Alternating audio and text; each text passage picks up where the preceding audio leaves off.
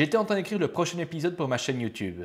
Mais durant la semaine, il s'est passé quelque chose. Ce quelque chose, c'est une montre. La semaine passée, j'ai acheté cette montre. Pour être plus précis, cette montre, c'est la Moonswatch. Et non, ça ne va pas être un épisode de unboxing ou de critique horlogère. J'aimerais vous parler de cette montre, de la Moonswatch, parce que c'est une campagne marketing et une campagne business absolument géniale. Il y a une énorme hype en ce moment avec cette montre. La moitié des gens que je connaisse veulent acheter cette montre et c'est juste incroyable comment Swatch a fait pour vendre cette montre à 250 francs. Alors que normalement, une Swatch, ça se vend pour 30 ou 40 francs. Ils ont réussi cet exploit avec une campagne marketing absolument géniale. Ce qu'ils ont fait, c'est juste du génie. Dans cet épisode, on va voir les différentes techniques de marketing qui ont été utilisées pour vendre cette montre et on va voir comment vous pouvez aussi appliquer ces techniques dans votre business. Allons-y! Avant de découvrir les 6 techniques qui ont été utilisées pour vendre la montre Swatch, il est important de parler d'une règle très importante, l'une des règles les plus basiques en vente et en marketing. Cette règle dit que si la valeur perçue du produit ou du service que vous vendez est plus haute que le prix auquel vous vendez votre prix et votre service, il y aura toujours une vente qui se fera. La transaction pourra se faire. La valeur perçue, c'est ce que votre client potentiel voit en votre produit et en votre service. La valeur qu'il attribue à votre produit et votre service. C'est pour ça qu'on dit la valeur perçue. Parce que rien n'a vraiment une valeur intrinsèque, une valeur en soi. Tout ce qu'on voit, c'est la valeur perçue. Si la valeur perçue est en dessous du prix demandé, la personne, le client potentiel, n'achètera pas. Et il y a plein de techniques marketing pour augmenter la valeur perçue d'un produit sans modifier le produit en soi. Et comme vous pouvez l'imaginer, l'industrie du luxe et l'industrie horlogère, l'industrie des montres, sont très bonnes pour utiliser ces méthodes marketing pour augmenter la valeur perçue.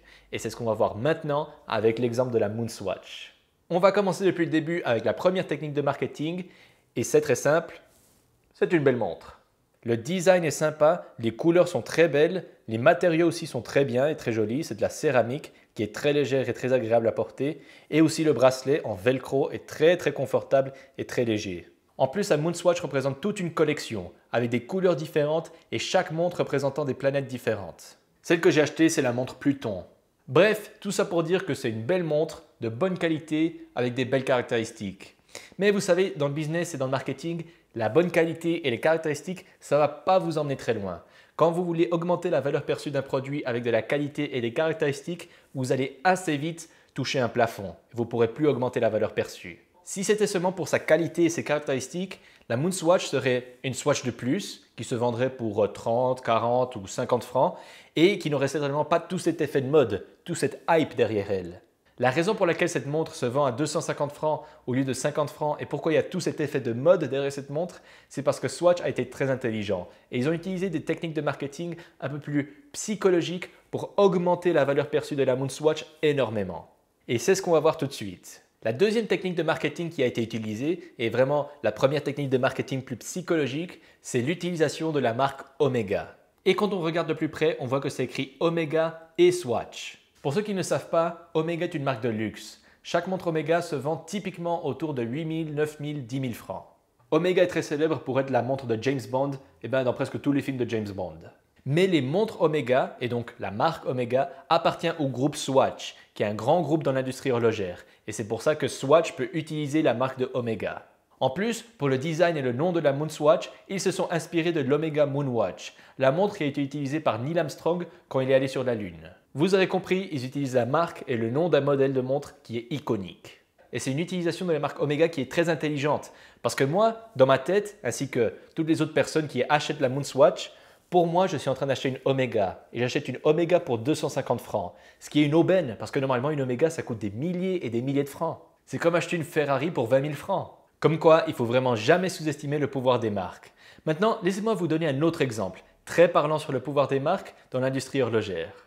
Prenons les marques Tudor et Rolex. Rolex est la marque de luxe qu'on connaît tous et Tudor est une marque moins connue mais qui appartient à Rolex. Et quand on compare une montre Tudor et une montre Rolex, on voit qu'elles se ressemblent énormément. On dirait presque des photocopies et en plus, mécaniquement, les Tudor et les Rolex sont presque identiques.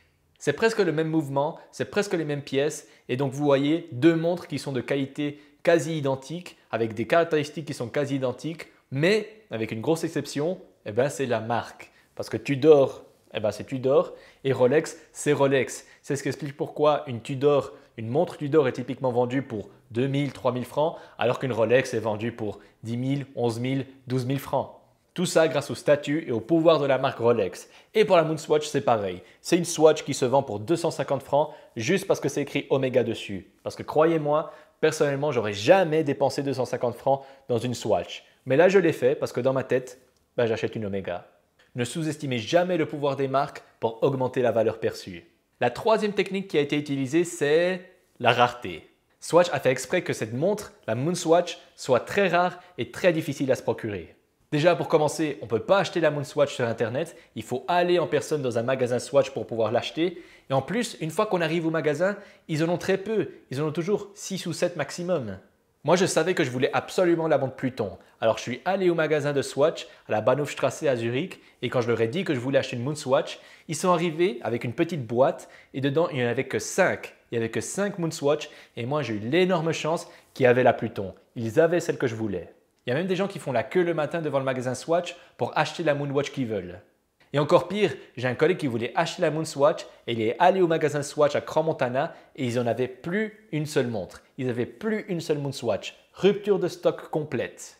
Comme vous pouvez l'imaginer, Swatch fait ça délibérément. Ils font exprès que la montre soit difficile à se procurer et qu'il n'y en ait pas assez dans les magasins. Pourquoi ils font ça? Parce que quand quelque chose est rare, ça a plus de valeur. La rareté crée de la valeur, ça crée de la valeur perçue. Et c'est une des raisons pour lesquelles on voit des choses inédites, comme les gens faire la queue devant le magasin Swatch ou payer 250 francs pour une Swatch. Rendre une montre rare et difficile à se procurer est quelque chose de très commun dans l'industrie horlogère. Prenons Rolex de nouveau par exemple. Si vous voulez acheter la Rolex Submariner, la Rolex la plus connue, vous devez aller au magasin Rolex, dire que vous voulez acheter une Rolex Submariner et après vous devez attendre pendant peut-être 5, 6, voire même 10 ans pour que votre Rolex soit livré. Et c'est encore pire pour la marque Patek Philippe. Si vous voulez une Patek Philippe, il faut envoyer une candidature avec votre CV et il y a de grandes chances pour être rejeté en plus. Et même si vous avez la chance d'être accepté, vous pouvez aussi attendre facilement 10 ans pour recevoir votre Patek Philippe. Et c'est comme ça que Patek Philippe peut vendre des montres à 60 000 francs.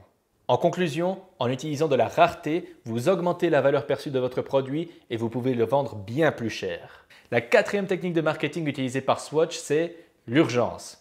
Il y a une rumeur qui court maintenant qui dit que la Moonswatch sera produite et vendue pendant une période de temps très courte, que la Moonswatch ne sera plus produite d'ici peut-être 2 mois, 3 mois, 6 mois, 1 an, personne ne sait.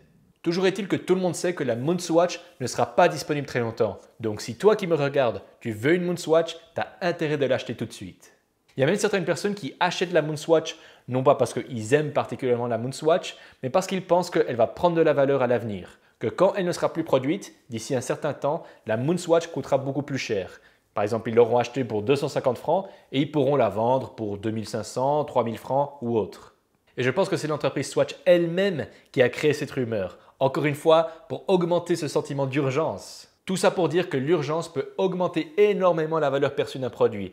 Et donc, si vous vendez un produit ou un service, si vous ajoutez de l'urgence justement dans ce produit et dans ce service, vous augmenterez la valeur perçue et donc vous pourrez augmenter le prix. La cinquième technique qui a été utilisée, c'est la pression de groupe et le sentiment d'identité. Maintenant, je peux vous raconter avec plus de détails dans quelles circonstances j'ai acheté ma Moonswatch et qu'est-ce qui m'a poussé en fait à acheter ma Moonswatch. Je suis arrivé au bureau le matin comme tous les jours et j'ai vu qu'un collègue avait une nouvelle montre. Cette nouvelle montre, c'était la Moonswatch Saturn. J'ai tout de suite aimé la montre et là mon collègue m'a expliqué à quel point il a galéré pour trouver cette montre et aussi il m'a dit qu'elle ne sera produite que pendant 2 mois. En sachant ces deux choses, je suis tout de suite allé sur Google pour rechercher cette montre. Vous voyez comment la rareté et l'urgence ça peut marcher sur quelqu'un? Et là j'ai vu toute la collection et j'ai vu la montre Pluton et je savais que je voulais cette montre absolument. Je voulais tellement avoir cette montre que j'ai même sacrifié ma pause de midi pour aller au magasin et aller l'acheter. Et je peux vous dire, pour que moi je sacrifie ma pause de midi, il faut vraiment que je sois motivé. Et depuis ce jour, je suis l'heureux propriétaire de cette Moonswatch Pluton. Donc vous voyez, ce qui s'est passé, c'est que j'ai vu un collègue qui avait la Moonswatch et c'est ce qui a créé le désir initial, d'une certaine façon la pression de groupe et c'est ensuite l'urgence et la rareté qui m'a poussé à acheter la montre immédiatement. Mais là encore, Swatch a su exploiter cette pression de groupe de façon très intelligente. Parce que vous voyez, s'il n'y avait pas eu toute cette collection, toute cette variété de couleurs dans la gamme Moonswatch, j'aurais probablement pas acheté la Moonswatch. Si toutes les Moonswatch étaient identiques, j'en aurais sûrement pas acheté une, parce que sinon ça voudrait dire que j'ai vu mon collègue avec une montre et qu'après, le jour même, j'achète une montre qui est identique. Je passerais pour un mouton si je faisais ça. Je passerais pour un type qui n'a absolument aucune originalité, mais plus important, je n'aurais aucun sens d'identité. Je n'aurais eu aucune façon de me démarquer des autres, en l'occurrence de mon collègue. Et c'est grâce à toute la variété offerte par la collection Moonswatch que les gens peuvent acheter la même montre, mais se forger une identité qui leur est propre. Par exemple, moi maintenant au bureau, tout le monde me connaît parce que je suis le gars qui a la montre Pluton. Mon collègue, tout le monde le connaît parce que c'est le gars qui a la montre Saturne, etc. Donc, comme vous l'aurez compris, la pression de groupe ne suffit pas pour augmenter la valeur perçue, parce que les gens ne veulent pas passer pour des moutons. Il faut donner une certaine variété pour que les gens puissent se démarquer et ne pas passer pour des moutons. Et pour finir, la 6e technique de marketing, c'est qu'ils ont su éviter le backlash ou le mauvais retour des acheteurs d'Omega. Backlash est un terme en anglais qui n'a pas de traduction évidente en français. On pourrait traduire par contre-coup ou mauvais retour. Mais je pense que vous voyez où je veux en venir. Parce que rappelez-vous, le Swatch Group possède aussi la marque Omega et ils ont pris un très gros risque en vendant une montre où c'est écrit Omega dessus pour seulement 250 francs. Il aurait pu y avoir une réaction très mauvaise des acheteurs d'Omega, ceux qui ont déboursé 8 000, 10 000, 15 000, voire même 20 000 francs pour acheter une Omega, pour avoir la chance et le luxe d'avoir une montre Omega. Ils pourraient être très mécontents qu'il y ait une montre où c'est écrit Omega dessus qui sorte pour seulement 250 francs. Ça pourrait réduire le prestige de Omega en soi. Mais Swatch a su éviter ça, ils ont su éviter ce fameux backlash, à mon avis pour 2 raisons. La première raison, c'est que la Moonswatch, ce n'est pas une Omega, c'est une montre Omega et Swatch, ce qui permet de créer un fossé entre les vrais Omega, si vous voulez, celle qui coûte très cher, et la Moonswatch qui est une Omega Swatch. Et donc en créant ce fossé entre les vrais Omega et l'Omega Swatch, ça permet de garder la valeur perçue de Omega intacte et d'augmenter la valeur perçue de Omega et Swatch. La deuxième raison pour laquelle il n'y a pas eu de backlash de la communauté Omega, c'est l'apparence et le design. Donc la Moonswatch est une très belle montre, mais on arrive facilement à faire la différence entre une vraie Omega et une Moonswatch, que ce soit par le design, les couleurs ou les matériaux qui sont utilisés. Tout le monde sait faire la différence entre une Moonswatch et une vraie Omega, ce qui contribue encore plus à créer ce fossé, à creuser cet écart encore plus entre la Moonswatch et les vrais Omega, ce qui est évidemment très rassurant pour les acheteurs d'Omega. Et c'est à mon avis comme ça qu'ils ont réussi à éviter le backlash ou le contre-coup des acheteurs d'Omega. Et donc voilà un petit résumé des différentes techniques marketing utilisées par la Moonswatch. Alors je ne sais pas qui c'est qui a eu l'idée de la Moonswatch et qui c'est qui a mis en place tout le marketing, mais en tout cas, ceux qui l'ont fait sont très intelligents. Mais j'ai déjà assez parlé comme ça et maintenant je suis curieux de connaître votre avis. Allez jeter un œil au catalogue Moonswatch et dites-moi quelle est la montre que vous auriez achetée. Serait-ce le Soleil, Mercure, Mars, Pluton, Jupiter? En tout cas, si vous avez aimé cette vidéo, donnez-moi un petit pouce en l'air parce que si vous aimez cette vidéo, je ferai plus de vidéos en français parce que normalement je fais des vidéos en anglais. Mais si celle-ci est bien reçue, je ferai tout simplement plus de vidéos en français à l'avenir. D'ici là, je vous souhaite une bonne journée et à bientôt.